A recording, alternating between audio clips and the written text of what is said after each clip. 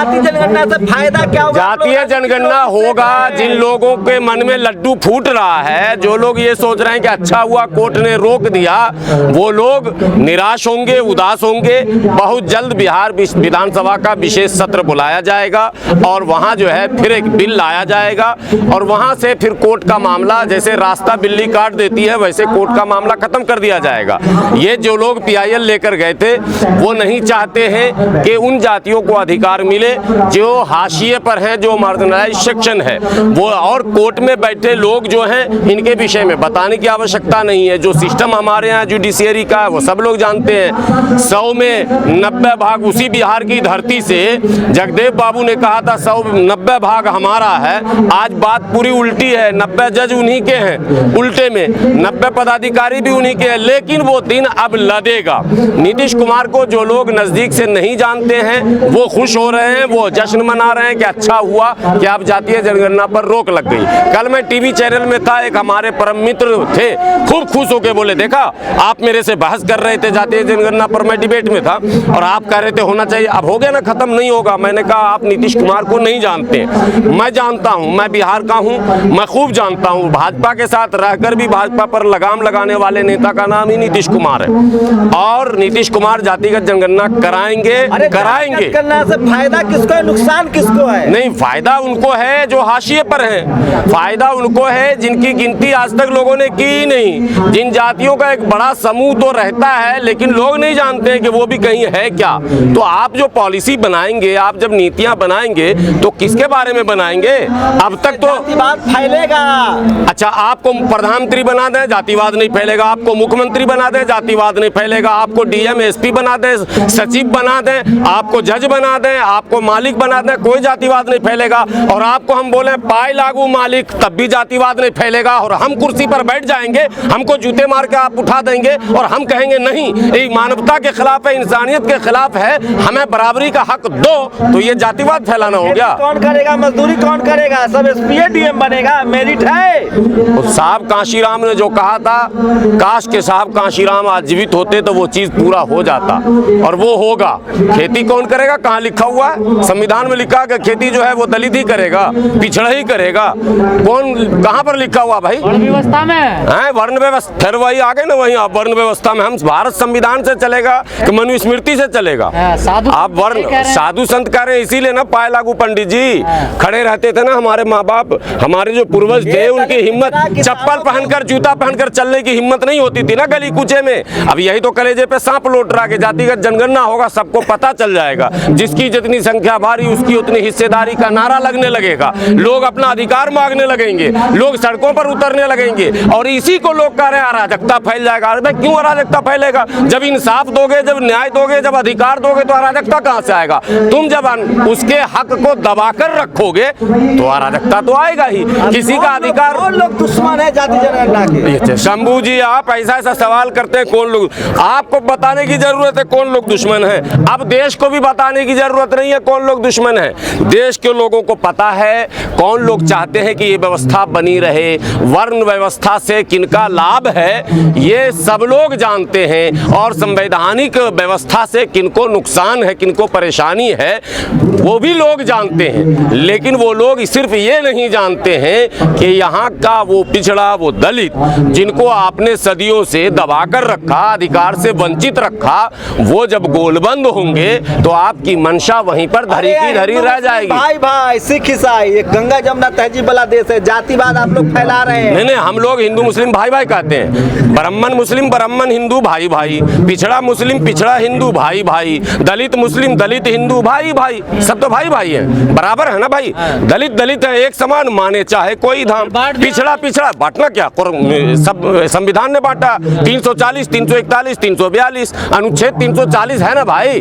पिछड़ों को न दिया जाता उसमें, तो पिछड़ा क्यों संविधान में लिखा आपने? अनुच्छेद 341 है ना भाई, दलित के लिए से आरक्षण मिला हुआ आप लोगों को, बनिए कलेक्टर SP। नहीं, कोई नहीं रोक रहा, हम अब आरोप किसी पर नहीं लगा रहे हैं। अब हमारे ही लोग रोक रहे हैं, हमारे जो दलाल हैं, हमारे जो एजेंट हैं समाज के, वो रोक रहे हैं, वो बाधा बन रहे हैं। आज अगर पिछड़ा दलित अगर एक हो जाए, आज वो अपने अधिकारों को समझने लग जाए, उनके नेता चाटुकारिता छोड़ दें, उनके नेता अगर दलाली छोड़ दें, उनके नेता छोटे मोटे पद की लालच को त्याग दें, दें अगर, और वो जो एक नेता महाराष्ट्र से आते हैं जो अफसोसनाक है कि बाबा साहब की बनाई हुई पार्टी पर वो कब्जा किए बैठे हैं, रिपब्लिकन पार्टी पर, और वो जो मोदी जी की शान में हर सदन में शेर पढ़ते हैं। मोदी जी खुद पिछड़ा है। माने मोदी जी तो पिछड़े हैं ही, ये तो गर्व की बात है कि भारत में पिछड़ों को अवसर मिला है, संविधान के बदौलत ही तो मिला है, वरना मिल पाता क्या पिछड़ों को?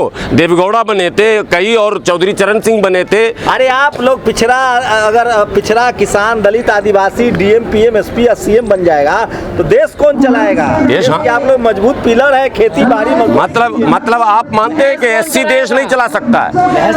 एससी देश नहीं चला। आप लोग देश के निर्माता हैं। अरे 90 के दशक में लालू जी ने कहा था, बहुत कड़वी बात कही थी 90 के दशक में, कि बहुत चढ़ा लिया भैंस, पहले पूंछ पकड़ के भैंस पर चढ़ते थे, वो डायलॉग उनका बहुत प्रसिद्ध हुआ था। और उसके बाद उन्होंने कहा अब हम सींग आगे से चढ़ते हैं। एक बार उन्होंने ये भी कहा था कि हम वो जमाना लद गया, बनियान ऊपर पहन के कुर्ता के आए थे मंच पर, और बोले कि नीचे वाला ऊपर आ गया, ऊपर वाला नीचे आया। तो जो सामाजिक न्याय की क्रांति मंडल आयोग के लागू होने के बाद 90 के दशक में आया, उसका असर यह है कि उत्तर प्रदेश में वो दिन है और आज का दिन है, पहली बार योगी जी आए हैं। आप नाम गिन लीजिए, कल्याण सिंह पिछड़े, सुनिए 90 के दशक के बाद कल्याण सिंह, मुलायम सिंह, बहन जी, अखिलेश, ये सारे पिछड़े दलित जो बने मुख्यमंत्री, और बिहार में तो कोई बना ही नहीं। बिहार में लालू के बाद नीतीश, नीतीश के बाद लालू, लालू के बाद नीतीश, नीतीश के बाद लालू, तो पेट में दर्द है। गुलाम सरवर जी, जाति जनगणना से हिंदू कमजोर होगा, ये मुसलमानों की साजिश तो नहीं है? नहीं, हिंदू कमजोर होगा, मुसलमान हिंदू को आप अलग क्यों कर रहे हैं? जाति दोनों जगह है ना भाई, सामान्य वर्ग दोनों में, ओबीसी दोनों में, एससी दोनों में, एसटी दोनों में। एसटी से हमारे सांसद हैं लक्षद्वीप से मुसलमान, तो जब आदिवासी मुसलमान है, जब दलित मुसलमान है, जब पिछड़ा मुसलमान, आपको पता है ओबीसी कोटे में जो आरक्षण है तो मुसलमान को भी है। जनरल कोटे में जो अभी मोदी जी ने ईडब्ल्यूएस दिया है, तो कोर्ट ने रोक लगा दिया है। अब क्या रास्ता है? रास्ता है विधानसभा का सत्र बुलाया जाएगा, उस पर कानून बनाया जाएगा, और कानून बनाकर फिर से उस पर अमल किया जाएगा। इसलिए कोई घबराने की जरूरत नहीं है। अखबार में खुशियों की लहर दौड़ रही है, कोई बात नहीं है, कोई बात नहीं है। चंद लम्हों की खुशी अगर किसी को मिली है तो वो मुबारक हो, लेकिन इब्तिदाए इश्क में रोता है क्या, आगे आगे देखिए होता है क्या।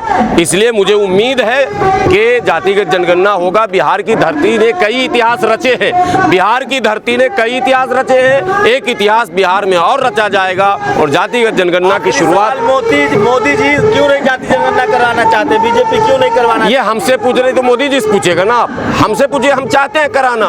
अब कहते हैं मोदी जी क्यों नहीं चाहते, तो वो तो मोदी जी जवाब देंगे क्यों नहीं चाहते। लगता है नहीं, हमें ये लगता है कि वो जिस दल में है उस दल की पॉलिसी इसके खिलाफ है, वो दल के लोग नहीं चाहते कि जातिगत जनगणना हो। और सुनिए कड़वा सच, कांग्रेस भी नहीं चाहती जातिगत जनगणना हो, क्योंकि तो कह रहे हैं अब राहुल गांधी तो नए कांग्रेस के अध्यक्ष नेता हैं, जो कांग्रेस का नेचर है वो इसके अगेंस्ट है, तो कांग्रेस भी नहीं चाहती। ईवीएम के खिलाफ बहुत सारी बातें आपने सुनी होंगी, ईवीएम बैन करने की बातें आपने कई नेताओं से सुनी होंगी, कभी कांग्रेस के नेता से सुना क्या? कहीं ना कहीं इनडायरेक्टली कांग्रेस और भारतीय जनता पार्टी का नैतिक समानता है कहीं ना कहीं। अब कुछ वोट की मजबूरी है, तो वोट की मजबूरी में वो बजरंग दल को बैन भी करना चले जाते हैं, ये वोट की उनकी मजबूरी है, तुष्टीकरण है। देखिए ये अच्छा दूसरा वाला लफ्ज शब्द आपका सही था, जात पात फैला रहे हैं। हम लोगों की पूरी कोशिश है कि जात पात फैले, अगर जात पात फैलेगा तभी उन सभी लोगों को न्याय मिलेगा जिनके साथ सदियों से जो है अन्याय हुआ है। हज़ारों साल का इतिहास है कि जिस देश में हम रहते हैं वहाँ की व्यवस्था जातीय व्यवस्था रही है, और जाति के आधार पर वहाँ उत्पीड़न और शोषण हुआ है, इस बात से कोई इनकार नहीं कर सकता। हद तो ये है कि इस देश में कई नए धर्म का उदय हुआ, कई धर्म विदेश से भी आए। कहा जाता है कि बौद्ध धर्म में जो है समानता की बात होती है, यहाँ बौद्ध धर्म भी रहा। सिखिज्म के बारे में जब आप पढ़ेंगे तो वहाँ भी जो है कहा जाता है जाति विहीन समाज की परिकल्पना है। सुनिए, जाति निकाल निकाल रहे हैं? निकाल रहे हैं। अभी मैं पूरी बात कर ही नहीं रहा था। इस्लाम आया ही था जात को मिटाने, लेकिन यहाँ इस्लाम के आने के बाद भी, क्रिश्चियनिटी के आने के बाद भी, सिखिज्म के आने के बाद भी ये चीज़ें नहीं मिटी। जनगणना पर हाई कोर्ट ने रोक लगाई है। अच्छा, हाई कोर्ट ने रोक लगाई है तो सरकार बड़ी है या कोर्ट बड़ा है, ये फैसला भी अब कुछ दिन में हो जाएगा। जनता कैसे कंटेम्प्ट ऑफ कोर्ट होगा? न्यायपालिका कार्यपालिका में बड़ा कौन, ये विषय है या नहीं? नहीं, सरकार बड़ी है या कोर्ट बड़ा, पहले यही तय हो जाए। ना किसने कह दिया कोर्ट बड़ा है? संविधान का बनाने वाला कौन है? संविधान बनाने वाला कौन है? सदन है। सदन सबसे ऊंची जगह है।